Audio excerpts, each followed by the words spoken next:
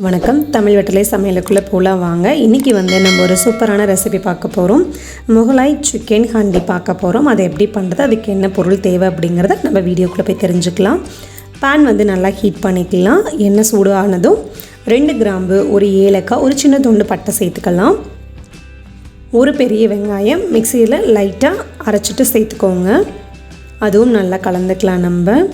கலந்ததுக்கப்புறமா ஒரு ஸ்பூன் அளவு இஞ்சி பூண்டு விழுது சேர்த்துக்கலாம். விழுது சேர்த்துட்டு உள்ளே நல்லா கலந்துட்டு இஞ்சி பூண்டோட ரா ஸ்மெல் போகிற வரையிலும் நல்லா கலந்து கொடுங்க.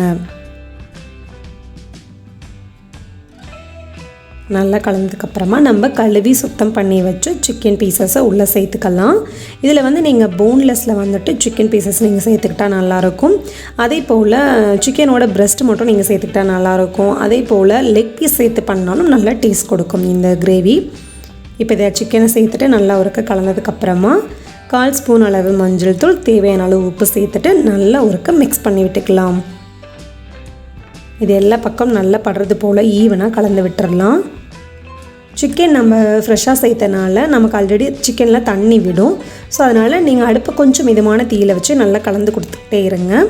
1/2 ஸ்பூன் அளவுக்கு மிளகுத்தூள் சேர்த்துக்கோங்க. 2 நிமிஷம் போல் மிதமான தீயில் மூடி போட்டுட்டு ஓப்பன் பண்ணி பார்த்து நல்லா கலந்து விடுங்க. கலந்ததுக்கப்புறமா ஒரு தக்காளி, 2 பச்சை மிளகாய் சேர்த்துக்கலாம்.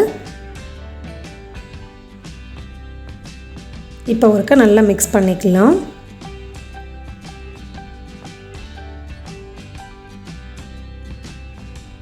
நல்லா மிக்ஸ் பண்ணதுக்கப்புறமா 1/2 ஸ்பூன் அளவுக்கு ஜீரகத்தூள், 1 ஸ்பூன் அளவுக்கு மல்லித்தூள், 1/2 ஸ்பூன் அளவுக்கு தனி மிளகாத்தூள், 1/2 ஸ்பூன் அளவுக்கு காஷ்மீரி சில்லி பவுடர் சேர்த்துக்கலாம். காரம் உங்கள் விருப்பத்துக்கு நீங்கள் சேர்த்துக்கோங்க. இப்போ இது எல்லாத்தையும் நல்லா ஒருக்க கலந்துக்கலாம். கலந்துட்டு ஒரு டம்ளர் போல் தண்ணி சேர்த்துக்கலாம்.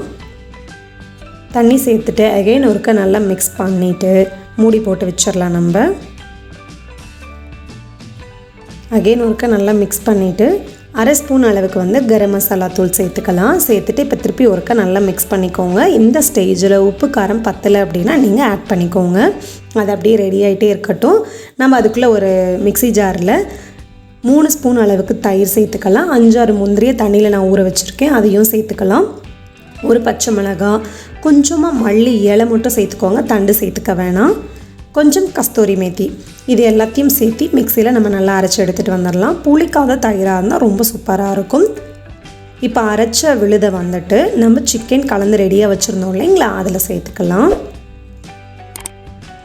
இப்போ இதை நல்லா ஒருக்க மிக்ஸ் பண்ணி விட்டுருங்க. மிக்ஸ் பண்ணிவிட்டு நல்லா ஓரங்களில் எண்ணெய் பிரிஞ்சு வர வரையில் நல்லா கொதிக்க வச்சுட்டு வாசனைக்கு மேலால் மல்லி இலை தூவி இறக்கணும் அப்படின்னா நம்மளோட முகலாய் சிக்கன் ஹண்டி சூப்பராக தயாராகிருச்சு.